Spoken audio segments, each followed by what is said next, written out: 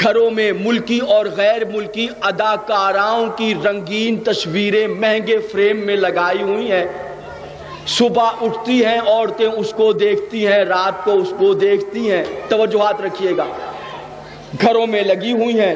بھائی کیا کریں اگر یہ نہ لگائیں، گھر کی ڈیکوریشن ہے.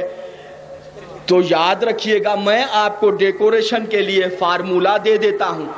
وہ یہ ہے کہ آج اپنے گھروں سے اداکاراؤں کی تصویریں اتار دینا بیٹا، اور ایک ٹغرے پر لکھنا یا فاطمہ زہرا، اس کو گھر میں لگا دینا، اور صبح اٹھ کر اس کی زیارت کرنا اور رات کو زیارت کرنا، اور 9 دن کے اندر روح بھی پاکیزہ، بدن بھی پاکیزہ.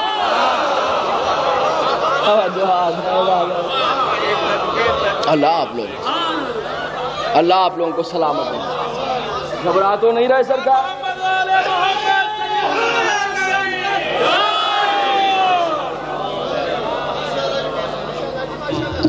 بس سلامت رہیں میرے دوست، شاد و آباد رہیں.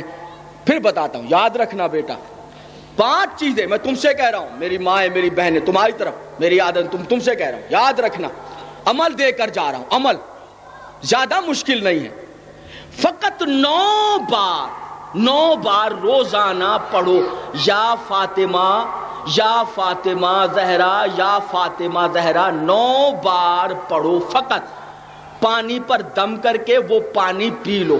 9 بار پڑھو، 9 دن کے اندر تمہاری ساری مشکلیں حل نہ ہو جائیں. میرا گلا پکڑ لینا. توجہ ہے؟ بابا جی کریکٹر کیسے بنے گا میری جان؟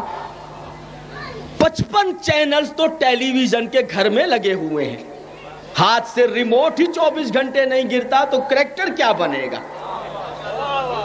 توجہ ہے؟ یاد رکھو، جب بچے کو دودھ کی دھار پلاؤ، ہر دھار کے ساتھ نعت علی پڑھو. خدا کی قسم 80 سال کا بڈھا ہو جائے گا، ماں کی جوتیوں پر سے نظر اوپر نہیں اٹھائے گا. ٹھیک ہے جناب؟ اللہ کرے میرے دوست سید نسیم عباس کو مولا ہمت دے. سننا میرے جان یہ جملہ کہ جیسے جناب فضا کی، یہ جناب فضا کے حالات کی تقریر مجھ پر ادھار رہی، انشاءاللہ پھر ملیں گے، ادا کریں گے.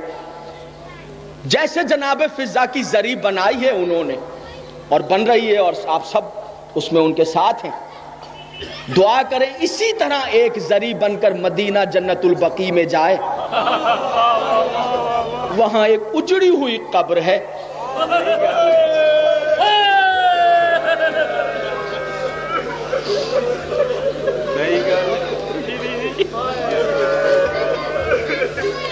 جس قبر پر قبلہ میں نے خود دیکھا ہے، جا کر پڑھنا.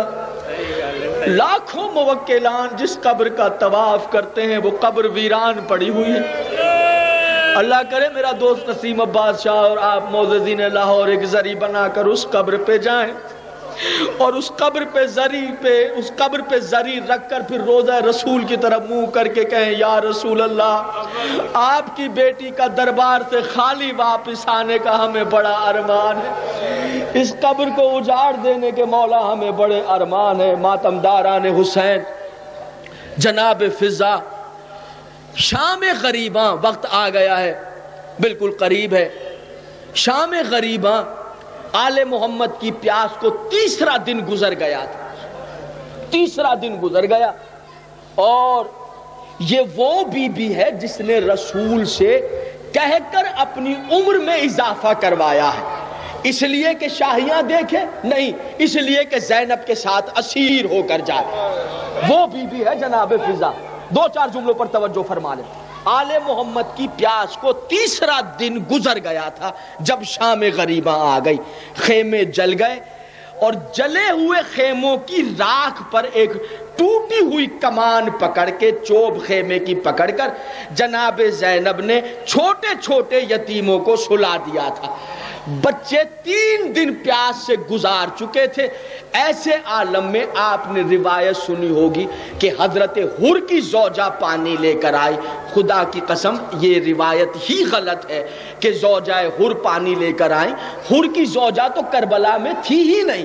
جناب حر کی زوجہ، اور یزید کی طرف سے پانی آتا تو حسین کے بچے مر جاتے، ایک قطرہ پانی نہ پیتے اگر ان کی طرف سے پانی آتا۔ پھر پانی کہاں سے آیا؟ تو جب شام غریباں جلے ہوئے خیمے میں بچے پیاس سے تڑپ رہے تھے، ایک مرتبہ فضا اٹھی، آستین کو چڑھایا، میدان کربلا میں آ کر آسمان کی طرف دیکھ کر کہا، میرے اللہ میں فضا ہوں، مجھے تیری فاطمہ نے فضا بنایا۔ جزاک اللہ، جزاک اللہ، سلامت رہے آپ۔ میرے اللہ تیری فاطمہ نے مجھے فضا بنایا، تیری کنیز خاص تیرے پیغمبر اسلام کی بیٹی نے مجھے عزت عطا کی ہے۔ میرے اللہ جب تیرا نبی دنیا سے جا رہا تھا اس نے خود مجھے پاس بلایا، میں نے قدموں پہ بوسے دیے، اس نے مجھ سے خود کہا تھا تو نے میری بیٹی کی خدمت کی ہے، فضا مجھ سے مانگ کیا مانگتی ہے؟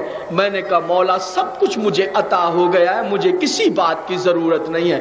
تیرے نبی نے 3 بار مجھے حکم دیا فضا مانگ، تو میں نے کہا تھا یا رسول اللہ اللہ سے کہہ دیں میرا ایک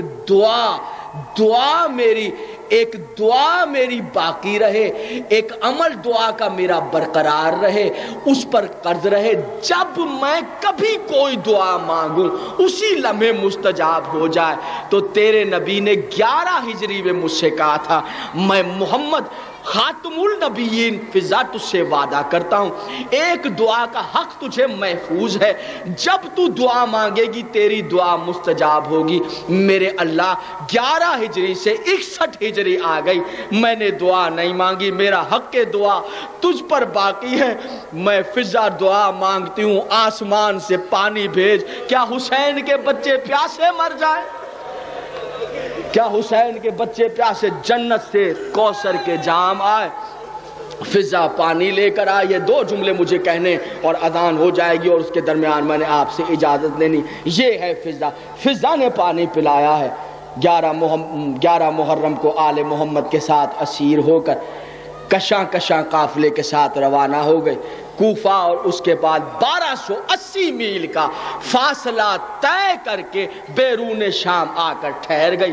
قبلہ پتہ نہیں کتنی آذانیں ہو گئیں، زینب کھڑی رہی، فضا ساتھ کھڑی رہی، کتنی آذانیں ہونے کے بعد دربار سج گیا، 7 دروازے اور تھکی ہوئی جناب زینب 1280 میل کا فاصلہ طے کر کے بابو سعد کے دروازے پر آ کر رک گئی۔ قافلہ اندر داخل ہوا، جیسے ہی قافلہ اندر داخل ہوا جناب فضا نے دربار کا منظر دیکھا، جناب زینب کے قریب آئے، گفتگو بھی تمام ہو گئی ہے، اب کتنا رونا میرے مقدر میں ہے، کتنے آنسو آپ کے مقدر میں ہے۔ ایک مرتبہ جناب زینب کو دیکھ کر کہتی ہیں بی بی اگر کعبے کی طرف پشت کر دی جائے، کعبے کی طرف کمر کی جائے تو شریعت میں اس کا کیا حکم ہے؟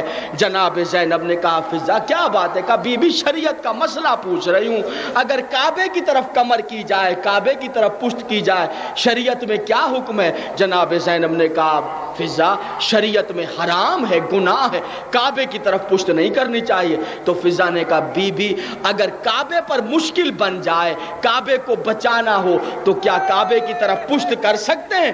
تو زینب نے دیکھ کر کہا ہاں ماں فضا اگر کعبے پر مشکل بن جائے، کعبے کو بچانا ہو تو مجبوراً کعبے کی طرف پشت کر دی جا سکتی ہے، شریعت میں اجازت ہے۔ اتنا کہنا تھا، ایک مرتبہ زینب کو دیکھ کر کہا بی بی اب تو میرے پیچھے آ جا، میں تیرے آگے، تو کعبہ ہے میرے نزدیک، اب تو میرے پیچھے آ جا۔ آگے سفید بالوں والی فضا ہے، پیچھے جناب زینب ہیں، پیچھے بیبیاں ہیں، ایک رسا ہے گلا بندھا ہوا ہے، آستینیں بندھی ہوئی ہیں، کلائیاں بندھی ہوئی ہیں، بازوؤں میں رسیاں ہیں، دربار میں داخل ہو گئے۔ ایک مرتبہ شمر نے کہا وہ جو سامنے رسی میں بندھی ہے وہ حسین کی بہن ہے، وہ علی کی بیٹی زینب ہے۔ یزید نے کہا مجھے زینب سے بات کرنی ہے۔ شیعوں مر نہ جائیں، جس کو باپ سے بات کرتے ہوئے شرم آتی تھی، دربار میں یزید کہہ رہا ہے مجھے بات کرنی ہے، اس کو ہٹاؤ۔ تو آگے کھڑی ہو گئی، کہا جب تک میں زندہ ہوں کسی کو جرأت نہیں ہے علی کی بیٹی سے بات کرے. جب اتنا کہا تو جلاد سے کہا اس سفید بالوں والی کنیز کو، اس بڑھیا کو قتل کرو. جلاد تلوار لے کر فضا کو قتل کرنے کے لیے آیا. ایک مرتبہ فضا نے دیکھا بھرے دربار میں کچھ حبشی بیٹھے ہوئے ہیں، تو حبشیوں سے دیکھ کر کہا حبشیوں کہاں کے رہنے والے ہو؟ انہوں نے کہا ہم حبش کے رہنے والے ہیں. کہا تمہارے ملک پر کون حکمرانی کرتا ہے؟ کہا اب تو